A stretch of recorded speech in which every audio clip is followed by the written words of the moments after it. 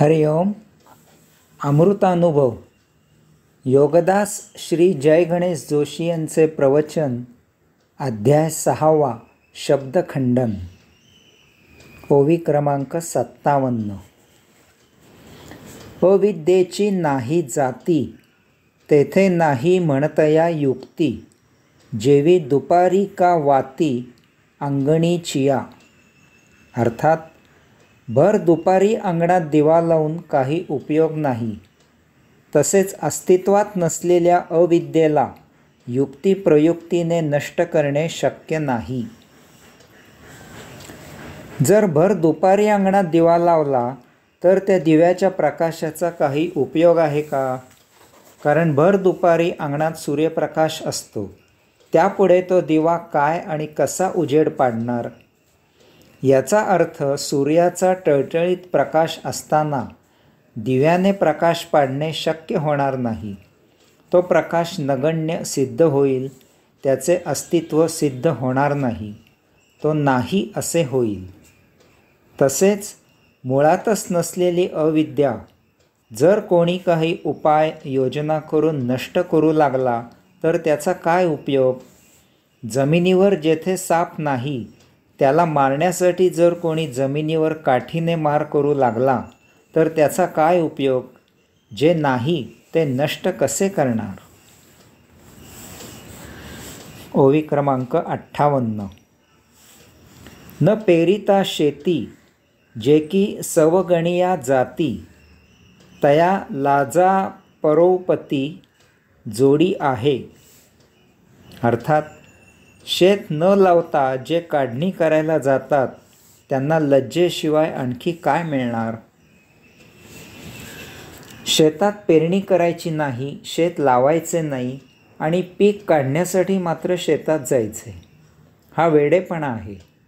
अशांच्या पदरी फजिती येते. याचप्रमाणे जी अविद्या अस्तित्वात नाही तिचा नाश करायला सरसवायचे, हा वेडेपणा आहे. दुकानामधून खरेदी करावे असे कितीही जरी वाटले, तशी जरी इच्छा झाली, तरी जर खिशात पैसे नसतील तर खरेदी कशी करणार? अशा वेळी कितीही खिसे चाचपडले तरी त्या वारंवार चाचपडण्यामुळे खिशात पैसे निर्माण होणार नाहीत. कितीही जरी वाटले की अविद्या नष्ट करावी, तरी जी अस्तित्वात नाही ती नष्ट कशी करणार? ओवी क्रमांक 59. खवणियाच्या अंगा, जेणे केला वळगा. तो न करिताची उगा, घरी होता. अर्थात आकाशावर स्वारी करणारा काहीही न करताच घरी आला असे आहे. जर एखादा असे म्हणाला की त्याने आकाशावर स्वारी करण्याची मर्दुमकी केली तर त्यामुळे त्याने काहीही केले नाही असे सिद्ध होईल. कारण आकाश म्हणजे पोकळी आहे, त्यावर चढाई कशी करणार? तसेच जी अविद्या मुळातच अस्तित्वात नाही ती नष्ट कशी करणार? जर चोर घरात शिरला तर त्याला पकडता येईल, परंतु जर चोर घरात शिरलाच नाही आणि तरीही त्याला पकडला असे म्हणणे म्हणजे वेडेपणा आहे. ओवी क्रमांक 60. पाणियावरी वरखू, होता के असे विशेखू. अविद्यानाशी उन्मेखू, फाकावा तैसा. अर्थात पाण्यावर वृष्टी झाली तर त्याचा काय उपयोग? तसेच नसलेली अविद्या नष्ट करण्यासाठी शब्दज्ञान विकसित करून त्याचा काय उपयोग? समुद्रात पाऊस कोसळला तर त्यामुळे पीक पाणी येणार का? त्याचा काय उपयोग? तोच जर शेतात कोसळला तर त्याचा उपयोग होईल.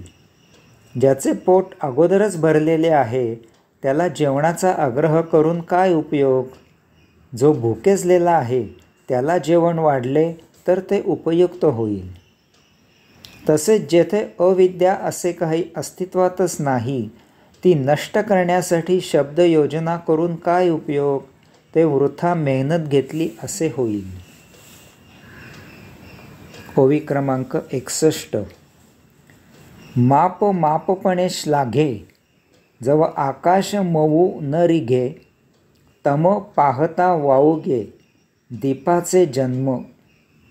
अर्थात जोपर्यंत माप आकाशाला मोजायला जात नाही तोपर्यंत त्याची शोभा आहे. काळोख गेला की दिव्याच्या जन्माचे कौतुक नाही. जर माप आकाशाला मोजायला जाईल तर त्याचे हासे होईल, त्याला वेडे म्हटले जाईल, त्याची ऐट जाईल, अशोभा होईल.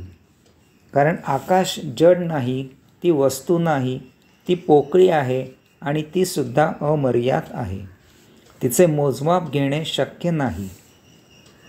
जर दिव्याने काळोखाला पाहण्याचे आयोजन केले तर त्याचा जन्म वाया गेला. कारण दिवा काळोख पाहणे अशक्य आहे. दिवा लावता क्षणीच काळोख लुप्त होतो. याप्रमाणे अविद्या नष्ट करू पाहणे म्हणजे शोभा करून घेणे आहे, ऐट शान घालविणे आहे. कारण अविद्या अस्तित्वात नाही. तसेच अविद्या नष्ट करणे शक्य नाही. एकच शक्य आहे की विद्या आत्मसात करावी, म्हणजे तत्क्षणी अविद्या लुप्त होते. ओवी क्रमांक 62. गगनाची रस सोये, जीभ जै अरोगू जाये, मग रसना हे होये आडनाव की. अर्थात जीभ जर आकाशाची चव चाखायचा प्रयत्न करेल तर तिचे रसना हे नाव केवळ आडनाव उरेल. नाव सोनूबाई आणि हाती कथलाचा वाळा, किंवा आडनाव वाघ आणि झुरळाला घाबरणार, किंवा हातात घड्याळ आणि वाजले किती ते दुसऱ्याला पाहायला सांगणार, अशी अवस्था असते. तसे जर जीभ आकाशाची चव घेऊ पाहिल तर तिचे रसना हे केवळ आडनावच राहील. कारण तिचे रसना असे आडनाव असले तरी ती आकाशाची चव घेऊ शकणार नाही. हा तिच्या आडनावाला काळिमा असेल, बट्टा असेल.